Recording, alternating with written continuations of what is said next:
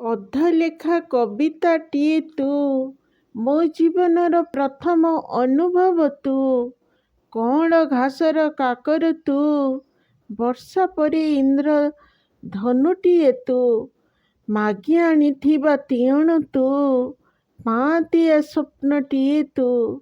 ଅଦିନ ବର୍ଷା ତୁ, ପୂର୍ଣ୍ଣିମାର ଜୁଆର ତୁ।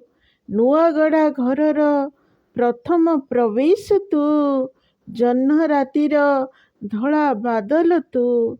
ଅତୃପ୍ତ ଆଶାଟିଏ ତୁ, ପ୍ରତୀକ୍ଷାର କଷ୍ଟ ତୁ। ଅଜଗା ଘାଟି ତୁ, ବୁଢ଼ୀମାର ଗପଟିଏ ତୁ। ଭଗବାନଙ୍କ ପରେ ଭଗବାନ ତୁ, ଆଖିର ଆକାଂକ୍ଷିତ ପ୍ରତିଛବିଟିଏ ତୁ। କୋଉ ଭାଷାରେ ବୁଝେଇବି ତୋତେ, ମୋ ପାଇଁ କଣ ତୁ।